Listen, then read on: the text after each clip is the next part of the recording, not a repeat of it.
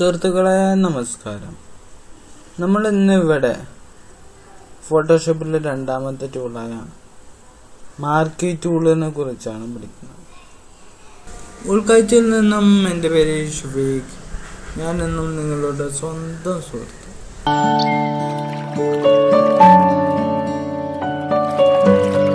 കീബോർഡിൽ ഇതിൻ്റെ short cut key M ആണ്. Tool ബോക്സിലേക്ക് കാണുന്നതാണ് മാർക്കീ ടൂൾ. ഈ ടൂള് പ്രധാനമായും രണ്ട് തരത്തിലാണ്. ഒന്ന് റെക്ടാങ്കുലർ മാർക്കീ ടൂളും ഒന്ന് എലിപ്റ്റിക്കൽ മാർക്കീ ടൂളും. റെക്ടാങ്കുലർ മാർക്കീ ടൂൾ എന്ന് വെച്ചാൽ ചതുരാകൃതിയിലും എലിപ്റ്റിക്കൽ എന്നത് വൃത്താകൃതിയിലുമാണ് ഉപയോഗിക്കുന്നത്. ഈ ബാക്കി കാണുന്ന രണ്ടെണ്ണം കൂടുതലും വെബ് ഡിസൈനിലാണ് ഉപയോഗം എന്നതുകൊണ്ട് ഞാൻ അതിവിടെ ഉപയോഗിക്കുന്നില്ല. നമുക്ക് ഈ ടൂൾ എടുത്ത് ചിത്രത്തിലൊന്ന് വരച്ച് നോക്കാം. ഈ രീതിയിലൊരു സെലക്ഷനാണ് നമുക്കിവിടെ കിട്ടുക. ഇനി ഈ സെലക്ഷൻ ഒഴിവാക്കാൻ കീബോർഡിൽ Ctrl+D അമർത്തിയാൽ മതി, അല്ലെങ്കിൽ ഡീസെലക്ട് എന്ന ഈ ഓപ്ഷൻ അമർത്തിയാലും മതി. ഇനി നമ്മൾ കീബോർഡിൽ ഷിഫ്റ്റ് കീ അമർത്തി വരയ്ക്കുകയാണെങ്കിൽ ഒരു സമചതുരം എന്ന രീതിയിലാവും സെലക്ഷൻ നടക്കുക. ഇനി നമ്മൾ കീബോർഡിൽ ആൾട്ട് കീ അമർത്തി വരയ്ക്കുകയാണെന്നുണ്ടെങ്കിൽ നമ്മൾ വരച്ച പോയിന്റ് മിഡിൽ പോയിന്റ് ആയ ശേഷം 4 ഭാഗത്തോട്ടും സെലക്ഷൻ മാറുന്നതായി കാണാം. ഇത് ആൾട്ട് കീ അമർത്തിയാൽ മാത്രമേ ഇത് സംഭവിക്കൂ.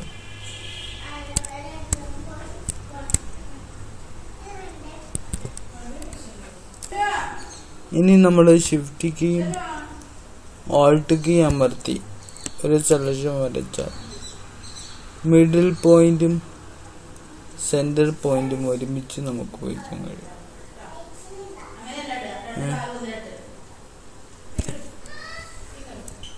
ഇനി നമുക്ക് ഇവിടെയുള്ള സെലക്ഷൻ ടൈപ്പുകളെ പരിചയപ്പെടാം. ഇപ്പോൾ ഞാനൊരു സെലക്ഷൻ ഇവിടെ വരച്ചു. ഇനി പുതിയൊന്ന് സെലക്ഷൻ വരച്ചാൽ പഴയ സെലക്ഷൻ പോകും. അതായത് ഇവിടെ ഞാൻ എടുത്തിരിക്കുന്നത് ന്യൂ സെലക്ഷൻ എന്ന ഓപ്ഷനാണ്. അപ്പോൾ ഇനി ഞാനൊന്ന് വരച്ചാൽ നേരത്തെ വരച്ചത് പോയി. ഇനി നമുക്ക് അടുത്ത് നോക്കാം ആഡ് ടു സെലക്ഷൻ. ഇപ്പോൾ ഞാനിവിടെ സെലക്ഷൻ വരച്ചു. എനിക്കിനി ഈ ഭാഗം കൂടി വേണമെന്നുണ്ടെങ്കിൽ ഇപ്പോൾ ഈ ഭാഗം സെലക്ട് ചെയ്യും. ഇതേ രീതിയിൽ നമുക്ക് വേറെയും മറ്റ് സെലക്ഷനുകൾ നമുക്കിവിടെ വരയ്ക്കാം. ഇനി നമുക്കിത് മാറ്റങ്ങൾ വരുത്താൻ നീക്കി മാറ്റങ്ങൾ ഇതേ രീതിയിൽ മാറ്റം വരുത്താം, അല്ലെങ്കിൽ മറ്റ് ഓപ്ഷനുകളെല്ലാം ഇവിടെ നമുക്ക് ചെയ്യാം. ഇനി നമുക്ക് സബ്സ്ട്രാക്ട് ഫ്രം സെലക്ഷൻ, അതായത് ഒരു സെലക്ഷനിൽ നിന്നും മറ്റൊരു സെലക്ഷൻ മൈനസ് ചെയ്യപ്പെടുന്നത് നമുക്കിവിടെ കാണാം. അപ്പോൾ ഞാൻ ഈ സെലക്ഷൻ ഇവിടെ നിന്ന് വരച്ചു. അപ്പോൾ അവിടെയുള്ള സെലക്ഷൻ പോയി. ഇതേ രീതിയിൽ ഞാൻ ഇത് അവിടെയും വരച്ചു. ആ സെലക്ഷൻ ഇവിടെ നിന്ന് പോയി. അതായത് ഇവിടെ സംഭവിക്കുന്നത് സബ്ട്രാക്ട് ചെയ്യുകയാണ്. അടുത്തത് ഇന്റർസെക്റ്റ് സെലക്ഷൻ. ആ സെലക്ഷൻ എടുത്ത് നമ്മൾ ഇവിടെ വരയ്ക്കുമ്പോൾ നമ്മൾ ആദ്യം വരച്ച ഒരു സെലക്ഷനും രണ്ടാമത് വരയ്ക്കുന്ന സെലക്ഷനും ഉള്ള യോജിക്കുന്ന ഭാഗങ്ങൾ മാത്രമേ സെലക്ഷനായി ഉണ്ടാവൂ. ബാക്കിയുള്ള ഭാഗം ഇറേസ് ആയി പോകുന്നതാണ്. അടുത്ത് നമുക്ക് ഫെദറിനെ ഒന്ന് പരിചയപ്പെടാം. ഇപ്പോൾ ഈ ഇമേജിനെ ഞാൻ ഒന്ന് സെലക്ട് ചെയ്തു. നമ്മുടെ മൂവ് ടൂൾ എടുത്ത് നമ്മൾ മാറ്റി. ഇപ്പോൾ ഇവിടെ ഹാർഡായി നിൽക്കുന്നത് നിങ്ങൾക്ക് ഇവിടെ കാണാം. അതേ രീതിയിൽ ഈ ചിത്രം എന്നാൽ നമുക്ക് അതിനൊരു മാറ്റം വരുത്താം.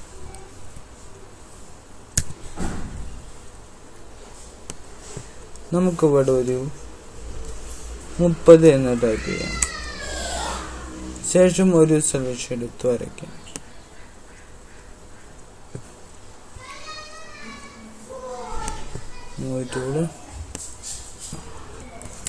ഇപ്പോൾ ഈ ചിത്രത്തിന് തന്നെ ഒരു സ്മൂത്ത്നെസ് ഫീൽ ചെയ്യുന്നത് നമുക്കിവിടെ കാണാം.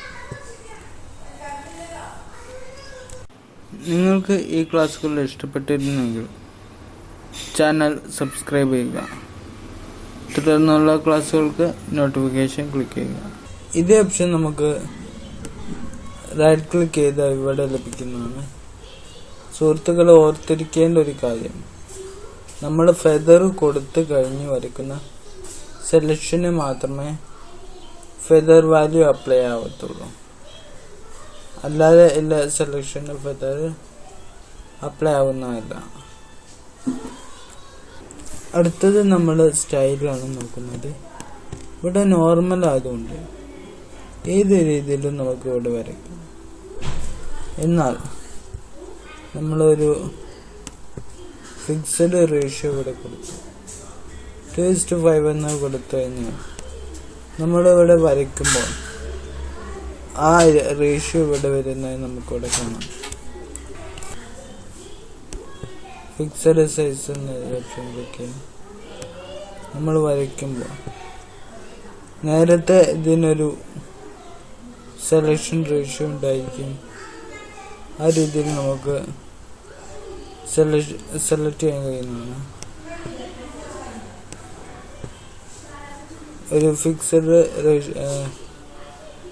സൈസ് നേരത്തെ ഉണ്ടായിരിക്കും. ആ രീതിയിൽ നമുക്ക് നേരത്തെ സെലക്ട് ചെയ്യാൻ കഴിയുന്നതാണ്.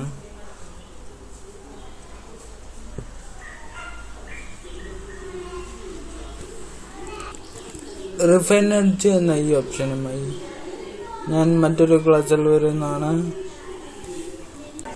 അടുത്ത നമുക്ക് എലിപ്റ്റിക്കൽ മാർക്ക് ടൂൾ എടുക്കാം. അതിന് Shift M അടിച്ചാൽ മതി. ഇവിടെ നമുക്ക് പ്രധാനമായും ഈ ഒരു ഓപ്ഷൻ മാത്രമേ നമ്മൾ നോക്കേണ്ടതുള്ളൂ. ബാക്കിയെല്ലാം നമ്മൾ നേരത്തെ നോക്കിയതാണ്. നമ്മൾ ആൻറ്റി ഏലിയാസ് ഓൺ ആക്കാതെ ഒരു സെലക്ഷൻ വരച്ച് മൂവ് ടൂളിൻ്റെ സഹായത്തോടെ അതിനെ നമ്മൾ മാറ്റിയാൽ ശേഷം നമുക്ക് ഇവിടെ നിന്ന് സൂം ചെയ്ത് നോക്കാം.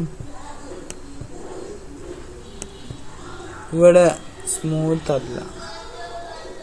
ഈ രീതിയിൽ നമുക്കൊരു സെലക്ഷൻ ചിത്രമായിരിക്കും നമുക്കിവിടെ ലഭിക്കുക. ഇനി നമുക്ക് ആൻറ്റി ഏരിയാസ് ഒന്ന് ഓൺ ആക്കാം.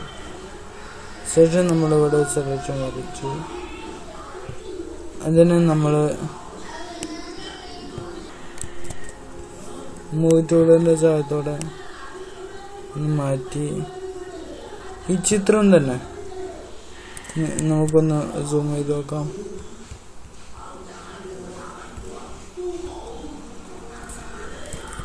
ഇവിടെ നമുക്ക് സ്മൂത്തായി എഡ്ജുകൾ സ്മൂത്തായി കാണാം. അപ്പോൾ സെലക്ട് ചെയ്യുമ്പോൾ സ്മൂത്തായി എഡ്ജ് കിട്ടാനാണ് ആൻറ്റി ഏലിയാസ് ഉപയോഗിക്കുന്നത്. നന്ദി, നമസ്കാരം.